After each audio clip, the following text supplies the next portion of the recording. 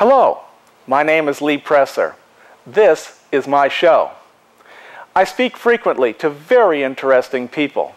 Some of these conversations are so exciting, so intellectually stimulating, I thought others might like to listen in.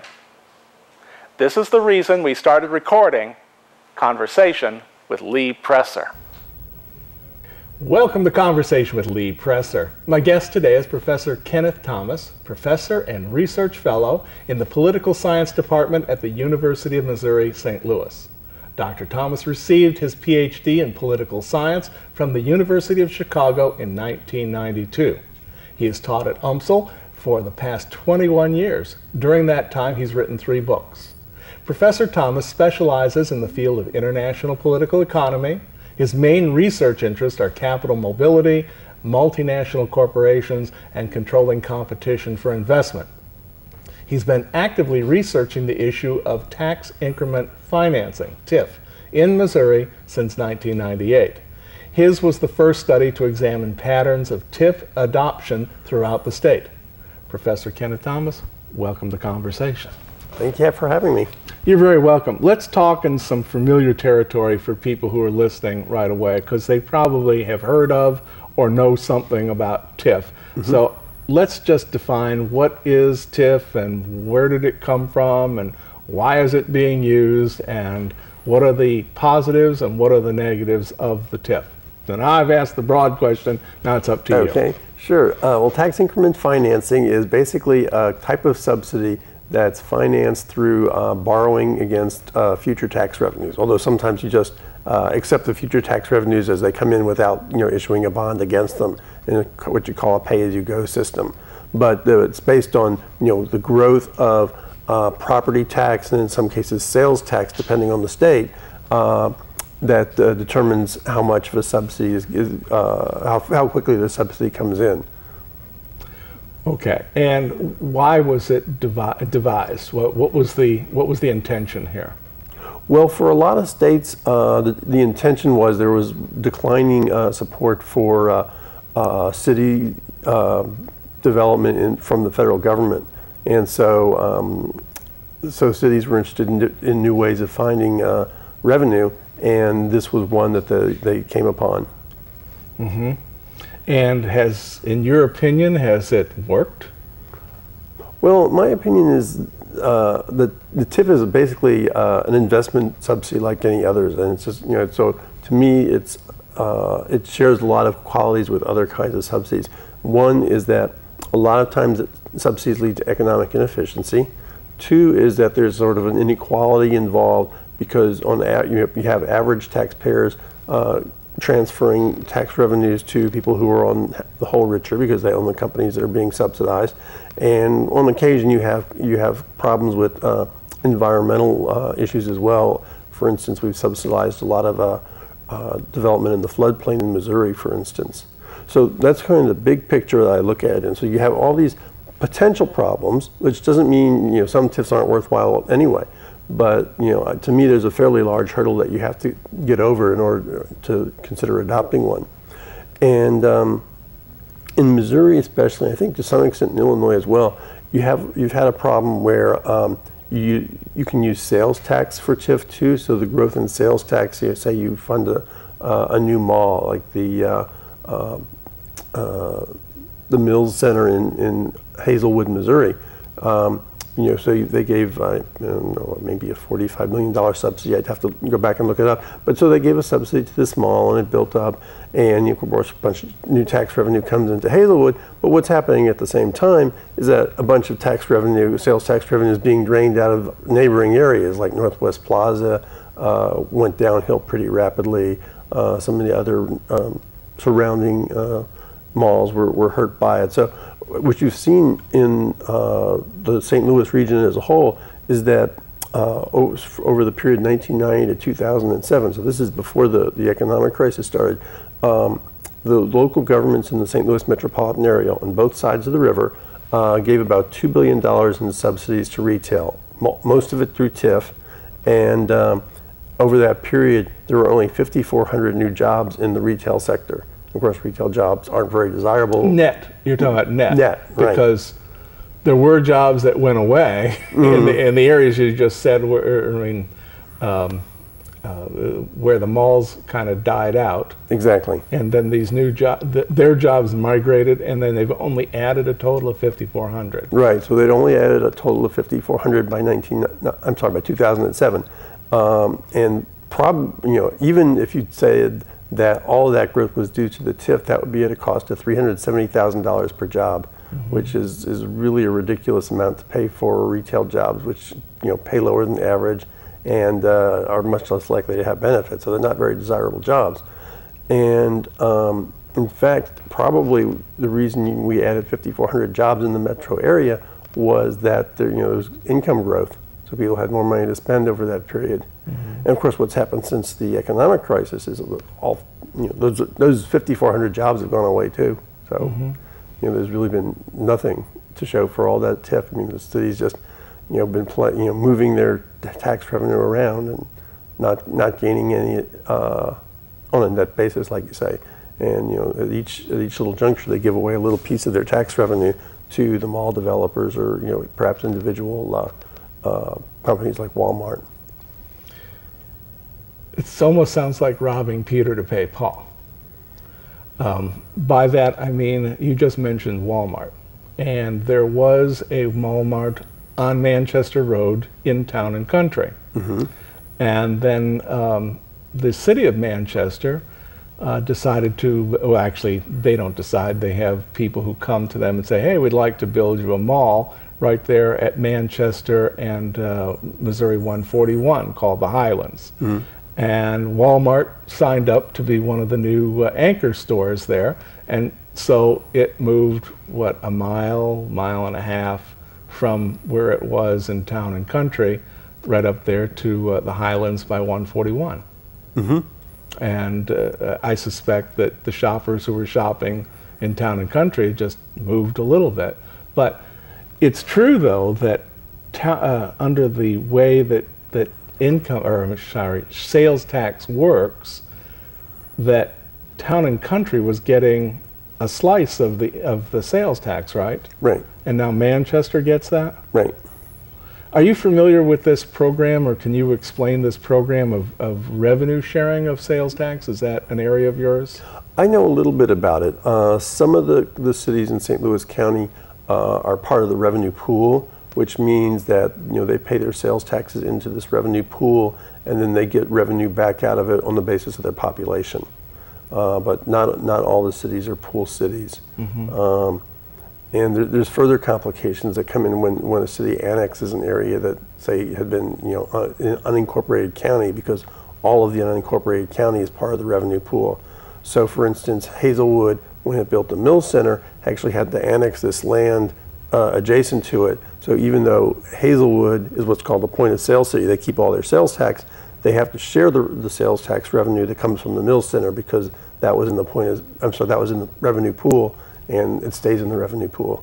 So they get their share of it, but we're going to have somebody here who knows that topic, because I've heard about this. I know that it's a reality, but I don't know the ins and outs of all this. And some people I know say that, hey, if we go through all the effort of building like the Highlands Shopping Center and all the brain damage that they go through and the protests, etc., we should be able to keep all that money for ourselves, not share it out. And then there's others that say, no, these other cities, they need a way to get some revenue too, and this is a way of doing it. But I don't know enough about it to make a decision on that. Well, the general principle is that if all the cities pooled their sales tax, they wouldn't really have much incentive to try to drag Walmart a mile down the street, like happened in the case you mentioned, and also happened recently in the case of St. Anne and Bridgeton, where there was a Walmart right on the border between the two, and each of them got part of the revenue, and then Walmart built a super center in Bridgeton itself, and so St. Anne lost, well, for them, was a significant amount of revenue. Now, in my introduction, I said that you were the first one to do research on these TIF projects throughout Missouri. What were your conclusions? Oh, first of all, what was your study, and then tell us what your conclusions were. Right. Well, the study was done with a Ph.D. graduate of our department, Susan Mason, who's at Boise State University. And she and I published this article in Economic Development Quarterly. And what we were interested in is, what are the determinants of TIF? Which sorts of cities adopt TIF? And one of the things we found was that being adjacent to another TIF city is really makes you about 3.5 times more likely to adopt a TIF. So there's some evidence of competitive dynamics in that. So TIF is a law then? Yeah, TIF is a state law. Okay. Right. We're essentially 48 states now, plus the District of Columbia. Okay. And so it's a state law that enables cities to give these subsidies. But not every city has this as an ordinance. You're saying that they have to adopt an ordinance to do this? That's exactly right. They have to adopt a redevelopment plan and a financing plan to have a TIF. And so, all the largest cities in Missouri have it, although not all of them have a lot. For instance, O'Fallon's only got one, and it's it died when I guess it was Zales was the company that was there. And then there was another one that was proposed in 2003, and there was a lot of protest, and the city backed down on that one. So we found, but there does seem to be this competitive dynamic involved with a lot of TIF, where cities are fighting, especially in this region. Again, cities are fighting over sales tax, and want to try to get sales tax revenue to come to their city as opposed to down the street or wherever. We also found that the cities that were like the first to adopt TIF eventually adopted quite a few TIFs. Kansas City, obviously, St. Louis wound up fitting in that category, even though there's a big period of time in the 1990s where they really didn't use TIF very much because they were somewhat burned by the St. Louis Marketplace project, which didn't perform all that well. But now they have well over 100 TIFs in the city of St. Louis. And but other cities like some of the Kansas City suburbs have quite a few TIFs, Independence, for example. So we found that there was some evidence that cities that adopted it early kept adopting it, and this contributes somewhat to intermunicipal inequality. That the richer areas of the state stay richer because they use TIF. In one sense, TIF was designed to help redevelop poorer areas of cities, major cities. That was the original intent of this thing, is to... Yes, but actually the law was written in a way that there was never any kind of geographical restriction. So it's actually quite easy, it turns out, for wealthier suburbs to use it. You mentioned De Pere, you mentioned Town and Country. De Pere is another well-known example. The West County Center there in De Pere was subject of a pretty significant lawsuit. And so it spread to a lot of outer ring suburbs, both in the Kansas City area and the St. Louis area. So even though the original intent, there's a lot of rhetoric about it, the original intent being to help the inner cities, in practice that ultimately didn't prove to be the case. And in fact, it seems like in practice there's been a little bit of an effect in the opposite direction.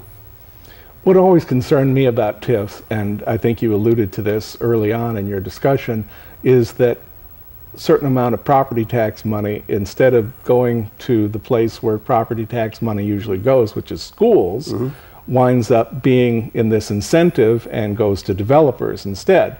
And so I'm thinking that there are a lot of school districts, when you take this big chunk of land that was getting some revenue, suddenly they're not getting that revenue for X number of years, whatever the contract calls for, while the developers are collecting on the incentive that you described. Well, now you've got to remember the increment in tax increment financing is a significant thing, right? The amount of property tax that came from the property to begin with, does not get diverted. The city, the schools districts will still get that, and the other kinds of districts like ambulance or what have you, fire district, et cetera. But when you think of a 23-year period that TIFs can stretch into in Missouri, there can be a lot more demand for school services or ambulance services or fire services, whatever the overlying districts who would have gotten the increment absent the TIF, they may find increased demand for their services, but no increased revenue. The increment, you're talking about the difference between what the property was worth before and what it became after it was developed. Exactly. But at the end of the contract period, then all that revenue dumps into where it's supposed to be at the rate that it would be once the property had been developed. Right. So if it was like, several $100,000 houses, and the next thing you know, it's $50 million worth of mall. That's there's a whole lot more tax there for their $50 million mall. Right. But not for 10, 15, up to 23 years, you said. Right. Now, how is the a TIF different from what is it called, a transportation district? I think they call them TDDs. Yeah, transportation development district. Transportation development districts, for one thing, they don't have the power of eminent domain. And of course, eminent domain's been a big controversy throughout the country. We had the case up in Connecticut, Kelo versus City of New London, and and a number of states passed various laws reforming their eminent domain practices in the wake of the Kelo decision. The eminent domain and TIF go together because if you have a TIF, you can use eminent domain. Whereas with a if it's in the granting legislation, right? The cities have to grant that, don't they? Or am I mistaken? They can grant it. It is up to them. I mean, a lot of times they'll negotiate with the developer, and be more favorably inclined if the developer pledges not to use eminent domain. Or says that they won't need to use eminent domain. But a transportation development district doesn't give the city or the developer any power of eminent domain, and if I understand it correctly, can only be used for infrastructure. So the streets and lighting improvements and what have you. Whereas TIF can be used for property acquisition. It can be used to pay for all the sorts of consulting studies that need to be done. A lot of things, and certainly for infrastructure, and often that's quite a bit. But a much bigger portion of TIF monies goes into non-infrastructure and can't happen at all in transportation development district. But the other difference with the transportation development district is that in a TIF, what you have is you have current levels of taxes and they get diverted. With the transportation development district, what happens is there's actually a new sales tax levied in that district. I think in Missouri it can be up to 1%. So there's actually a new tax involved with that. And it only has to be approved by people who are in the district itself. Like, it doesn't have to be approved in a vote of, say, the whole city of Brentwood. I mentioned Brentwood because they've used a number of transportation development districts. In fact, they've used a number of transportation development districts and TIFs on the same project. So sort of double dipping the subsidies for those projects. Right, my understanding is that you because you're changing the very nature of the property around there, that traffic improvements are a necessity, and somebody's got to pay for it. And if the city or the state can't afford it, this is a mechanism to do that road and those traffic lights and all the other things that go along with getting cars in and out of the area. Yeah, but the standard baseline, though, is that the developer pays for those sorts of things. I mean, if a developer builds a new subdivision, they build the infrastructure that goes with it. If a developer builds a mall, under normal conditions, they would pay for any required infrastructure changes. But what's happened is that getting those sorts of subsidies through TIF or TDD has become almost an entitlement for developers in a lot of places. Yeah. Even though by law there's no requirement for it in the law, and if you just went by what the law says, the responsibility falls on the developer, and if it's it's going to be a profitable enough project, they should do it anyway. If it's not going to be a profitable enough project, why is the city putting money into it? Well, because many cities see the short term but don't see the I don't know. I've had these discussions before, and you're absolutely right. in my opinion, developers, if they're going to develop something, if it's not profitable enough to do it, then don't do it. Exactly. You know, don't be taking money from the public to make your private development work. But the cities are so greedy for more sales tax revenue coming to them as a result of the project that they're willing to make concession after concession after concession. Sometimes it works, like I described the Highlands in Manchester, and sometimes it's a disaster. Well, it works temporarily. I mean, 20 years from now, when when Walmart moves on to its next location, that it may not look so good then. There may never come a time when the school district gets the extra property tax revenue, because if Walmart moves out and nobody moves back in, there's no increase in the value of the property. That's what's happened at this old site in Town and Country. I mean, the Walmarts, most of the things that were there are gone now. There's a couple of shops that are still open, but vast areas are just, I don't want to say boarded up, but they're definitely empty. Yeah. We've got about 8 minutes left in this show, and I wanted to just cover another aspect of your career. If I read your resume correctly, you have also done work overseas with capital money that is moving in and out of various areas. In the next 5 to 8 minutes, let's just discuss what it was you were trying to accomplish and what you found out there. Right. Well, what I'm interested in more generally is competition for investment, and TIF to me is just one example of how that works. Like I said, to me, TIF is just one example of a particular kind of subsidy to attract investment, and so what I've looked at this more broadly, in a national context, estimating about how much state and local governments given subsidies to business per year, which currently I think is about $70 billion is my most recent estimate. It's like considerable amount of money. For $70 billion a year, state and local governments could hire every employee they've laid off since the recession and then some. So we're not talking about a negligible amount of money involved in this, and so because this competitive dynamic leads cities to make decisions that are for them, and states too, of course, that are for them individually. They make sense, right? We're getting this sales tax revenue now. So what if it's not actually net sales tax revenue for even the county, right? Right. They're just moving it from one place to the other place. Exactly, and a whole lot of investment is like that. Even things like automobile assembly plants. You build a new automobile assembly plant in the U.S., probably one's going to close down because of reduced demand for its products. From the mid 80s to the early 1990s, there was an exact one-to-one relationship between openings and closures of automobile assembly plants. An economic geographer at Ohio University did that study back in 1992. It was published, and so there was virtually no net gain in automobile assembly capacity, but every single one of those projects was subsidized. I mean, things like the Saturn plant and the Diamond Star up in Illinois and so forth. So all of them got different subsidies, and over the period of time, those subsidies also increased. So there was considerable amount of money being transferred from the different states, and local governments too would usually be part of the packages, to the automobile assembly companies. And most of those projects, of course, were foreign. Some of them were U.S., like Saturn.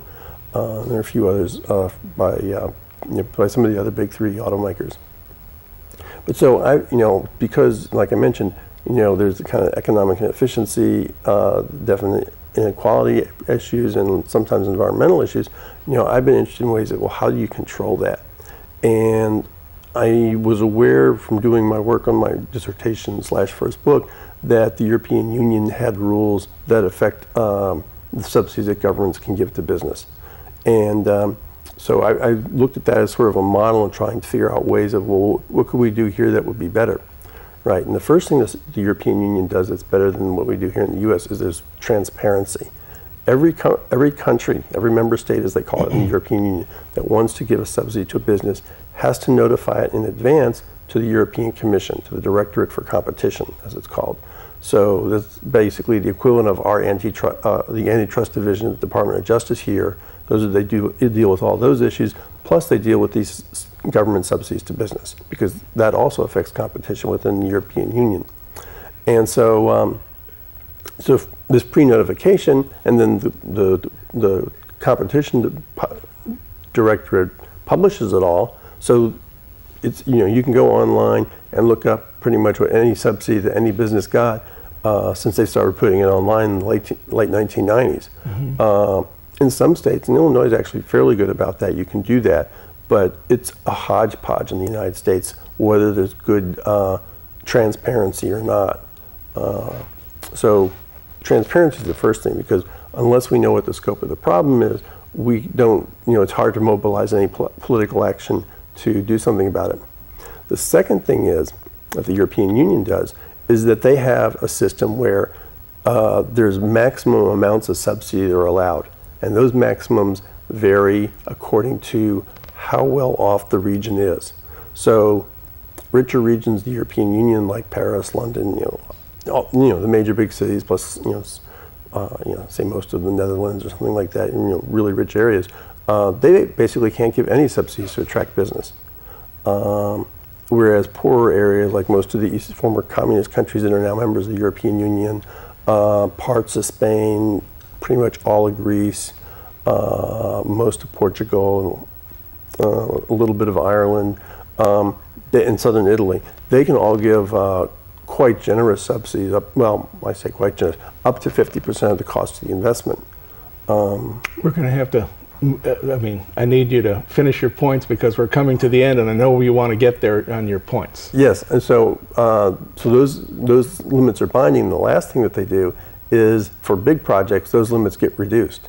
So, a project over 100 million euros, they can only get 1/3 of the top value that would be available. So it would be like 16 2/3% would be the top you could get in. And what do you perceive the advantage of this openness is in Europe?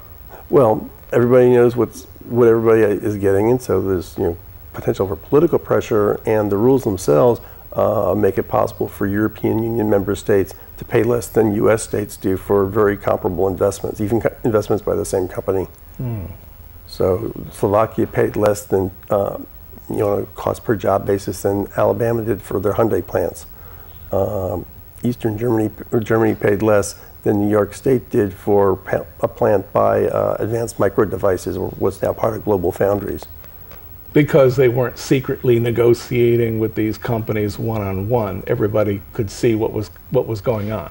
Well, part of the negotiations were conducted in secret, but there's hard and fast limits on how much they could give. For Dresden, Germany, where Advanced Micro Devices went, basically they can't get more than 12% of the value of the investment, and they got more like 80 in New York State. I understand. We need to have you back and talk about this. This part here is interesting to me. I'd like to have a longer conversation. Thank you very much for being with us today, and the explanation on TIF.